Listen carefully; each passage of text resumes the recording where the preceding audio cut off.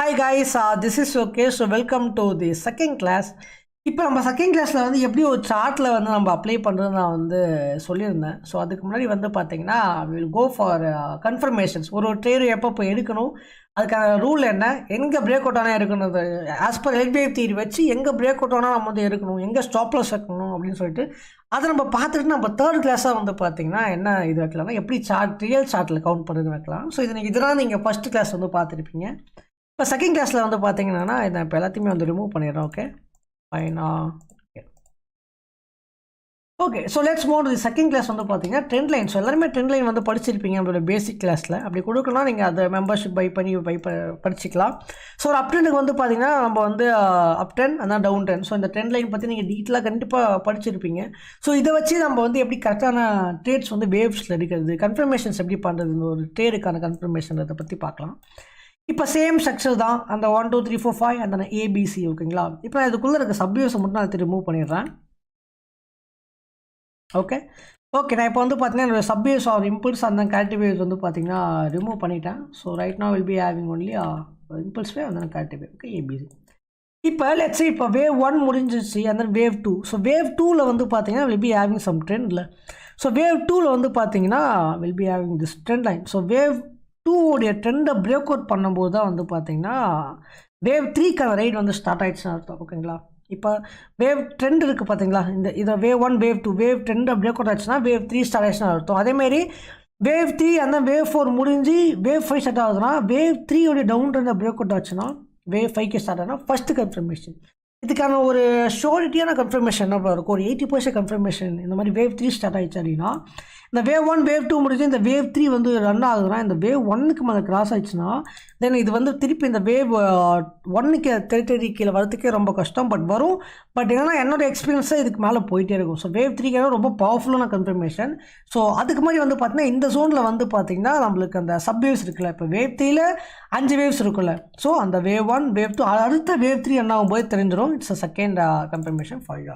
So அப்போ நம்ம என்ன பண்ணணும்னா ட்ரேட்ஸ் இங்கே எடுத்துட்டு we can put stop loss as per rule படி இங்கே, ஆர்டர்ஸ் வந்து பார்த்தீங்கன்னா ஸ்டாப் லாஸ் கூட இங்கே வச்சுக்கலாம். பட் இந்த இடம் இருக்குது பார்த்தீங்களா, இதுதான் வந்து பெஸ்ட் ஸ்டாப் லாஸாக இருக்கும். இப்போ ரெட் லைன் போடுறேன் பாருங்கள். ஸோ இதுதான் பெஸ்ட்டு ஸ்டாப் லாஸாக இருக்கும் ஆஸ் பர் ரூல். பட் உங்களுக்கு எக்ஸ்பீரியன்ஸ் ஆக உங்களுக்கு தெரிஞ்சிடும் எங்கே ஸ்டாப் லாஸ் ப்ளேஸ் பண்ணணும் அப்படின்னு சொல்லிட்டு. ஓகேங்களா? ஸோ அதெல்லாம் நம்ம அப்கமிங் கிளாஸஸில் வந்து பார்க்கலாம். இப்போ வேவ் 3 வேவ் 4க்கு வந்து பார்த்தீங்கன்னா same. Wave 4 trend wave 3 down ட்ரெண்டை பிரேக் அவுட் ஆனதுக்கப்புறம் வேவ் 5க்கு வந்து பார்த்தீங்கன்னா லீட் ஆகும். ஸோ அப்படி லீட் ஆகும்போது you can take a buy over here. So இந்த இடம் ஃபுல்லாக நீங்கள் பையை போட்டுட்டு அண்ட் தென் வந்து பார்த்தீங்கன்னா ஸ்டாப் லாஸ் நீங்கள் என்ன பண்ணலாம்னா இந்த இடத்துல வந்து ஸ்டாப் லாஸ் போடலாம். ஆஸ் பர் ரூல் வேவ் 1 கீழே போகக்கூடாது. லைக் இப்படி வச்சுக்கலாம். இந்த இடம் வந்து பார்த்தீங்கன்னா ஸ்டாப் லாஸாக இருக்கும். அப்புறம் ஈஸியாக வேவ் 5க்கு வந்து பார்த்தீங்கன்னா ரைட் பண்ணலாம் டுவர்ட்ஸ் அப் சைட்.